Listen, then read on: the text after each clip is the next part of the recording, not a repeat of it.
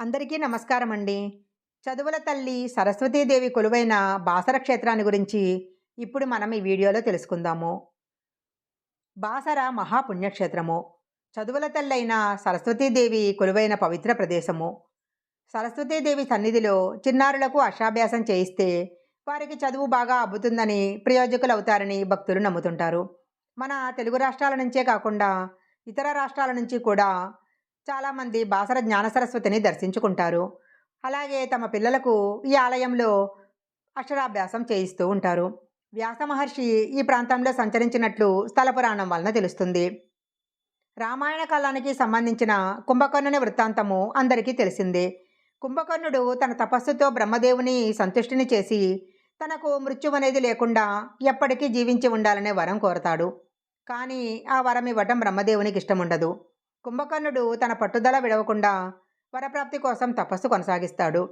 బ్రహ్మదేవుడప్పుడు యుక్తితో సరస్వతీదేవిని వేడుకుంటాడు. లోకకంటకుడైన కుంభకర్ణుడు వరం కోరే సమయంలో అతని వాక్కును తారుమారు చేయమని వాగ్దేవికి సూచిస్తాడు. అప్పుడు కుంభకర్ణుడు మృత్యుంజయత్వ వరాన్ని కోరుకోబోయి వాగ్దేవి ప్రభావం వల్ల నిద్రను కోరుకుంటాడు. బ్రహ్మదేవుడు వెంటనే తదాస్తు అంటాడు. ఇలా లోకకంటకుడైన కుంభకర్ణుని తామస శక్తిని అణిచి లోకోపకారం జరగటానికి సరస్వతీదేవియే కారణమని తెలుస్తుంది.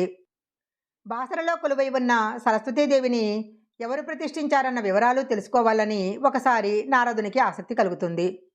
బాసరలో వెలసిన సరస్వతీదేవి వృత్తాంతం తెలపమని, అష్టతీర్థ మహిమలు తెలపవలసిందిగా నారదుడు బ్రహ్మదేవుని కోరుకుంటాడు.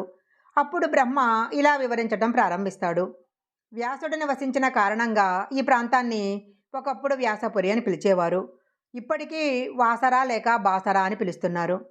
ఇక్కడ సరస్వతీదేవి విగ్రహాన్ని వ్యాసుడు ప్రతిష్ఠించాడు అని బ్రహ్మదేవుడు నారదుడికి చెప్పాడు. అప్పుడు నారదుడు సరస్వతీదేవి స్వయంగా ఆవిర్భవించిందని కొందరు, సరస్వతీదేవిని వ్యాసుడే ప్రతిష్ఠించాడని కొందరు పరస్పర విరుద్ధంగా చెప్తున్నారు. ఇదేంటి అని అడుగుతాడు.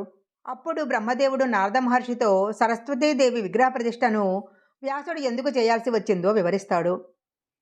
సరస్వతీదేవి తనకు నివాసయోగ్యమైన స్థానము వాసర అని భావిస్తుంది. అందుకే అక్కడ సరస్వతి వెలిసింది. ఆమెను బ్రహ్మాది దేవతలు రోజు వచ్చి సేవించేవారు. ఒకసారి సరస్వతీదేవి తన మహిమను ప్రకటించేందుకు ఆలయం నుంచి అంతర్ధానమైంది. అప్పుడు మహర్షులు దేవతలు బ్రహ్మదేవుని వద్దకు వచ్చి శారదాదేవి అంతర్ధానం గురించి వివరించారు. అప్పుడు బ్రహ్మదేవుడు వేదవ్యాసుని వలన సరస్వతీదేవి తిరిగి వస్తుందని చెప్పి వారిని వ్యాసమహాముని దగ్గరికి పంపిస్తాడు. దేవతలు మహర్షులు వేదవ్యాసుని దగ్గరకు వెళ్ళి తమ యొక్క మనోభావాన్ని తెలియజేస్తారు. అప్పుడు వ్యాసమహర్షి వాణిని నిశ్చల మనసుతో ధ్యానిస్తాడు. అప్పుడు సరస్వతీదేవి ప్రత్యక్షమై వ్యాసునితో, నీ స్తోత్రంతో ప్రసన్నురాలనయ్యాను. నా అనుగ్రహం వలన నీ కోరికలన్నీ నెరవేరుతాయి. నువ్వు వాసర నగరంలో నా సైతిక విగ్రహాన్ని ప్రతిష్ఠించి పూజించు. నన్ను ప్రతిష్ఠించగల శక్తిని నీకు అనుగ్రహిస్తున్నాను అని పలుకుతుంది.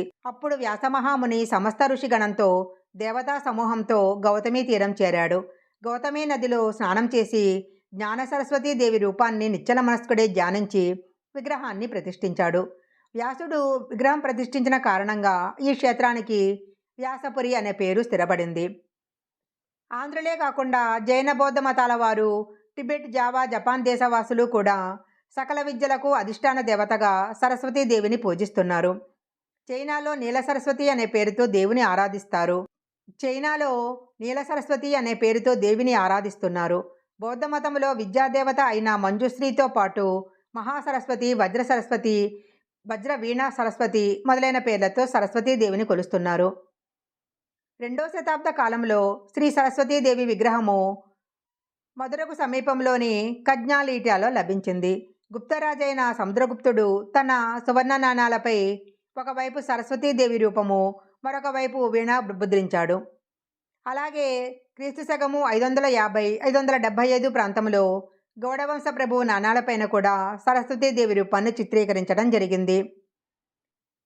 బౌద్ధ క్షేత్రమైన సారనాథులో లభ్యమైన వీణాపాణి అయిన సరస్వతీ విగ్రహము హిందూ శిల్ప సంప్రదాయాన్ని అనుసరించి ఉంది. అలాగే క్రీస్తు శకము 12వ శతాబ్దానికి చెందిన సరస్వతీ విగ్రహము ఢాకా మ్యూజియంలో ఉంది. ఖజురహాలో ఉన్న పార్శ్వనాథాలయంలో, కందరేయ మహాదేవాలయము, విశ్వనాథ ఆలయాల్లో కూడా వాగ్దేవి విగ్రహాలు ఉన్నాయి. దక్షిణ భారతదేశంలో ఆంధ్రప్రదేశ్ ఘంటసాలలో క్రీస్తుపూర్వము 2వ శతాబ్దం కాలం నాటి సరస్వతీ విగ్రహము ఈ మధ్య కాలంలోనే లభించింది. కారంపూడి ఆలయంలో, తంజావూరులోని బృహదీశ్వర ఆలయంలో, హాళీబీడు, మధుర, శ్రీరంగంలో కూడా సరస్వతీదేవి విగ్రహాలు ఉన్నాయి.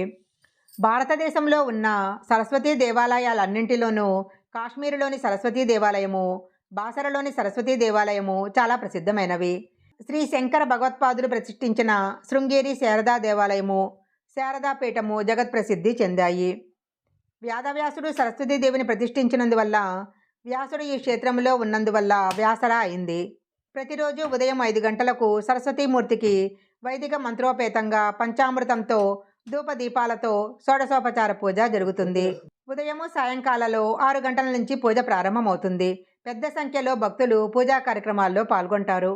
ఇక్కడ అక్షరాభ్యాసం చేయిస్తే పిల్లలకు చదువు బాగా వంటబడుతుందని విశ్వసిస్తారు. అమ్మవారికి పలక, బలపము, కాగితము, కలము సమర్పిస్తూ ఉంటారు. కొందరు ధనికులు వెండి, బంగారంతో చేసిన వాటిని కూడా సమర్పిస్తారు. ఈ దేవాలయ ప్రాంగణంలో కేశఖండనము, ఉపనయనము, వివాహము, భజనలు జరుగుతూ ఉంటాయి. మాఘశుద్ధ పంచమిని వసంత పంచమి అంటారు. ఆ రోజు శ్రీ సరస్వతీదేవి జన్మోత్సవము, దేవి జన్మదినోత్సవాన్ని ఎంతో ఘనంగా జరుపుతారు. అలాగే మహాశివరాత్రి పర్వం మొదలుకొని 3 రోజుల పాటు గొప్ప జాతర జరుగుతుంది. హైదరాబాద్ నుంచి మన్మాడ్ షిరిడీ వెళ్తున్న మీటర్ గేజ్ రైలు మార్గంలో నిజామాబాద్ తర్వాత 4వ స్టేషను బాసర. హైదరాబాద్, నిజామాబాద్, నిర్మల్, కైమ్సా నుండి ఆర్టీసీ బస్సులు కూడా ఉన్నాయి. నిజామాబాద్ నుంచి 35 కిలోమీటర్ల దూరంలో ఈ బాసర పుణ్యక్షేత్రం ఉంది. హైదరాబాద్ నుంచి బాసరకు 200 కిలోమీటర్ల దూరం ఉంటుంది. 5 గంటలు ప్రయాణం చేస్తే బాసర చేరుకోవచ్చు. ఈ వీడియో కనుక మీకు నచ్చినట్లయితే లైక్ చేయండి, షేర్ చేయండి. ఇలాంటి మరిన్ని వీడియోల కోసం మా ఛానల్ సబ్స్క్రైబ్ చేసుకోండి. పక్కనే ఉన్న బెల్ ఐకాన్ని యాక్టివేషన్ చేసుకుంటే మేము పెట్టే వీడియోలన్నీ కూడా మీకు ముందుగానే నోటిఫికేషన్గా వస్తాయి. మరొక మంచి వీడియోతో మళ్ళీ కలుసుకుందాం.